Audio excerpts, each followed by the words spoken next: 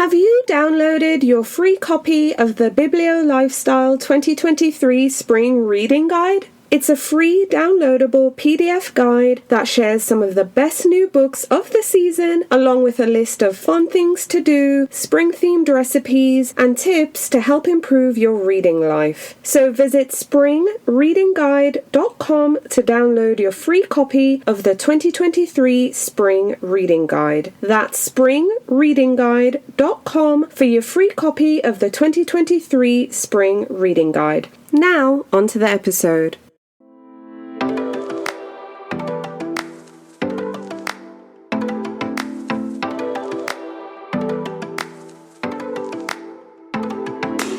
Hello, I'm Victoria from Biblio Lifestyle, and you're listening to the Reader's Couch podcast, the show that will help you bridge the gap between living a full and busy life to one where you're reading, learning new things, and having fun. It's Throwback Thursday, and in today's episode, I'm sharing the audio from two authors who shared their books at the inaugural Epigraph Literary Festival in April 2022. These authors had entertaining books that are fun, filled with quirky characters and several twists. So if you love reading cozy mysteries, stay tuned. Do you know about the Biblio Lifestyle weekly newsletter? Readers really like it, and I think you will too. It's filled with reading and lifestyle tips, curated book list, recipes, roundups of what's new, and other fun things I think you'll enjoy. Subscribers receive an email every Friday, and it's free. So sign up at bibliolifestyle.com. Now onto the episode.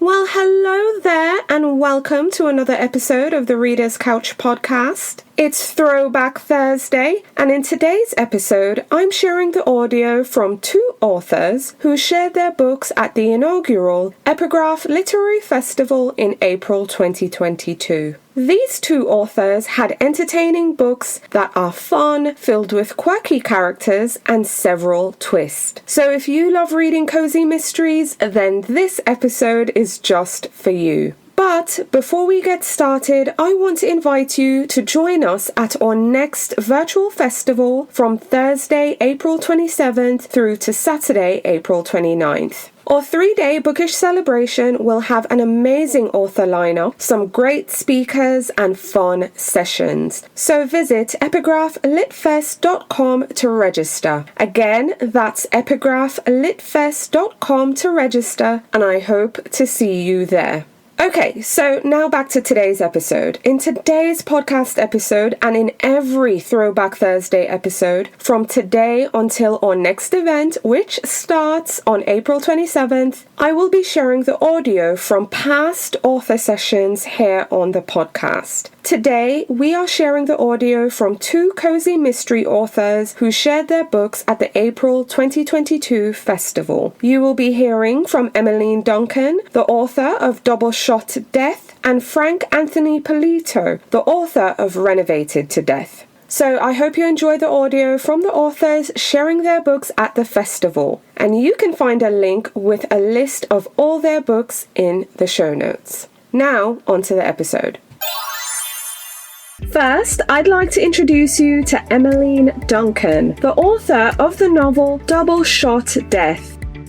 Hi, I'm Emmeline Duncan, and I'm calling in from Portland, Oregon. I'm thrilled to have the chance to tell you about my upcoming novel, Double Shot Death. If you've read the first Ground Rules mystery, Fresh Brewed Murder, you'll know the series is based around a coffee cart and roastery in Portland, Oregon. In Double Shot Death, Sage Kaplan has taken her Ground Rules cart on the road to Campathon, a local eco-music festival, which features 3 days of live music on a tree farm. And you know Sage will have the most popular cart at the festival because for everyone camping on site, she'll be their only source for their morning fix of coffee or tea, as Ground Rules is an equal opportunity hot drink distributor. Campathon is special to Sage for a couple of reasons. It's the first time she's taken her new second coffee cart to a festival, leaving her business partner to run their main cart at the rail yard. She has a new employee with her to help her handle the crowds. And she's at the festival with her boyfriend, a few friends, and her brother Jackson, who comes every year. As Sage sets up before the festival opens, we meet a few key characters. They include Maya, a musician who does freelance work for Sage's boyfriend's company, and Nate, the lead singer of a local band who is on the cusp of making it huge. Maya gets into an argument with Ian, the manager of Nate's band, because Maya wrote some of their hit songs, but she's yet to be paid. The next day, when Sage is getting ready to open her cart, Sage finds Ian's body, and he's holding one of her ground rules reusable coffee mugs, even though she never sold him one. And when the police show up and start asking questions, they seem to have the wrong idea about Maya and Sage's boyfriend's relationship. So instead of spending her time selling coffee and listening to music under the street, Sage has a mystery to solve. Of course, she's going to have fun along the way as she peels back the secrets of the suspects to discover the truth at the center of the crime. Let's hope Sage can figure out who's responsible before another innocent life fades out and the curtain falls on Campathon and maybe Sage's own life for good. Hi everyone, we are here today with Waylon,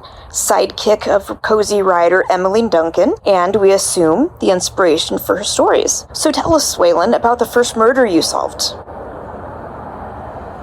What's that? Cat's got your tongue? Oh, that's right, you're afraid of cats. So tell us, did you sniff out the clues? How did you manage to solve the mysteries? Oh, you're gonna keep silent? You're not gonna share? Okay. We are here with Arabella Duncan, sidekick of cozy writer Emmeline Duncan, and we have some questions because we assume she's actually the brains of the crime-fighting operation that you can find in the Duncan household. Now tell us, Arabella, how do you go about solving mysteries? How do you hunt down the killer and bring justice to the innocent? Does it involve the dog? Oh, you don't like the dog? He's kind of big and goofy and scared of you? You sure about that? Now, do you want to add anything? Do you want to take credit? Nope. Okay. One important element of the Ground Rule series is that I want to show the Portland and the Oregon that I know and love. This includes things the city embraces, like an eco-music festival that strives for zero waste, and of course, the city's love of coffee and food carts. The books also touch on everyday issues related to urban life, even if those issues aren't the main focus of the story. For example, the first book has a suspended coffee board, and suspended coffee is a real program that started in Italy, but you can find it in cafes worldwide. Basically, when a customer buys a cup of coffee, they can buy an extra cup, and then the cafe can hand off that cup of coffee later to someone in need. And I really appreciate this program because it helps out both, small cafes who can't afford to give away a ton of free coffee, and it helps brighten the day of someone who could use a little something special. You can pick up a copy of Double Shot Death at your favorite local bookstore any day after April 26th. Thank you for listening to me today, and happy reading. Amazing! Next, I'd like to introduce you to Frank Anthony Polito, the author of the novel Renovated to Death.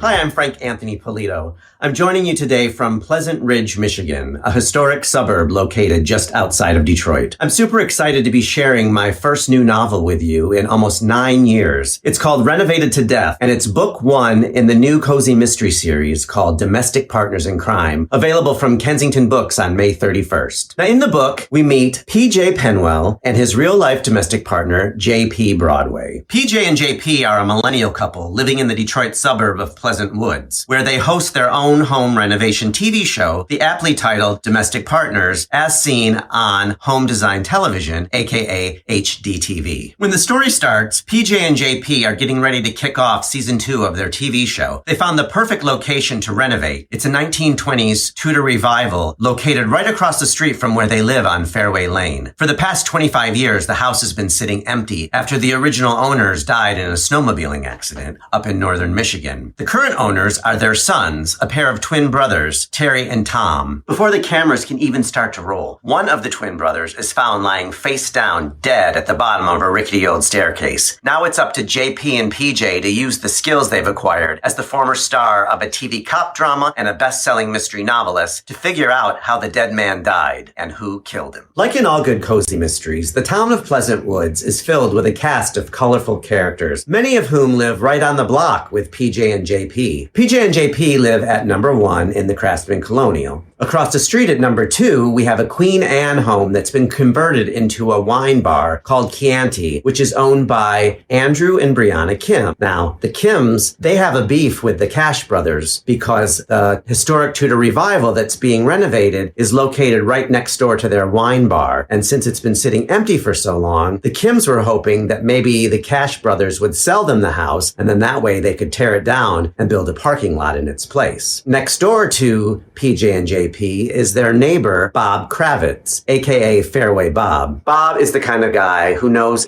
everybody's business, knows what's going on in the town. If you ever need a question asked about a neighbor, you can go to Fairway Bob. A little further down the block lives Campbell Sellers. Cam is the top realtor in the Metro Detroit area. Now, when Cam gets word that the domestic partners are going to fix up this abandoned Tudor revival, he's there to try and convince the Cash brothers to make sure that they hire him as the realtor who gets to sell the house. I was inspired to write Renovated to Death based on a story we heard when we first moved to Pleasant Ridge. At the end of our block, there's this house sitting empty. It's been vacant for like the last 25 or 30 years after the original owners died.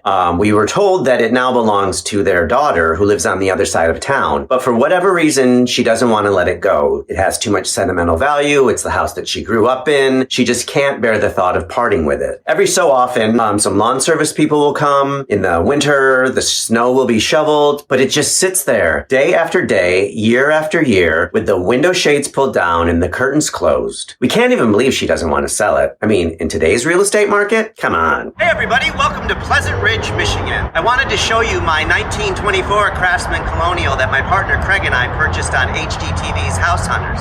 Come on inside and I'll show you around. Okay, so now we're gonna go inside here. This is our side porch. And we're gonna be greeted by some little guys here. This is Jack and this is Clyde. Now I was just telling you about Clyde. You'll meet him in book 1, Renovated to Death. And little Jack, you will meet in book 2, Rehearsed to Death, which comes out next year. Good boys. This is our mudroom. The mudroom gets referenced a lot in the book. JP and PJ actually live in a 1924 Craftsman Colonial, very much like this one. The one thing that drew us to this home, you can see there's all of this natural dark stained woodwork. It hasn't been painted over. What happens a lot of times in these old-fashioned houses is the owners come in and they just paint everything. Nobody wants to take the time. And one thing that Craig and I have been doing over the past 8 years is refinishing this woodwork. This is the dining room. As you can see, the wood here is currently being refinished. I've been going around and stripping off the old finish around this wood, and I'm going to restain and refinish. This is our Toby dining table and matching hutch, which I also reference in the book. I found these from an antique dealer in Pennsylvania. This is a grandfather clock that I found on an online auction. This is a lamp that I found from an antique dealer in Iowa. This is Clyde, his favorite spot, looking out the window with Jack. This is our living room. This is probably my most favorite room in the house because, again, it has this natural woodwork that I've painstakingly refinished. You see that brown molding along the top? That is called picture rail, and you can see that you hang pictures from little hooks on the picture rail because you don't want to, put holes in your plaster. When we moved in, the picture rail was actually painted over, and I went with a heat gun and stripped off all of the paint and then refinished and restained to bring them back to their natural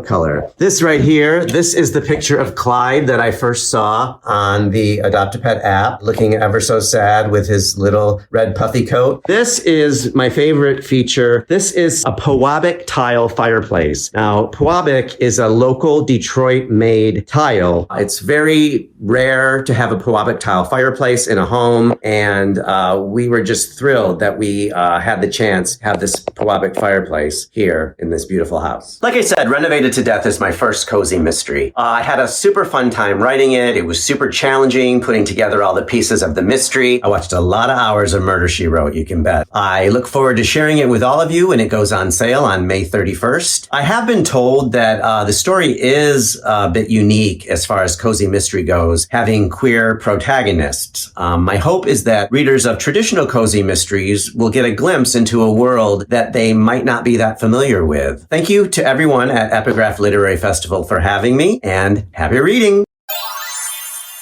Alrighty readers, I hope you enjoyed listening to the audio from the authors who shared their books at the April 2022 Epigraph Literary Festival. If you've read any of these books, please send me an email or send me a message on social media so we can talk about it. And if you're planning to add some of these books to your reading list, I want to hear about it too. I also hope to see you at our next festival, so please register to attend at epigraphlitfest.com.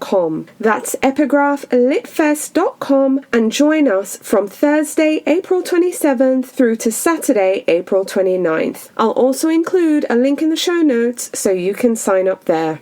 As always, thanks for being here, thanks for listening, and I'm looking forward to talking with you again soon. Bye for now.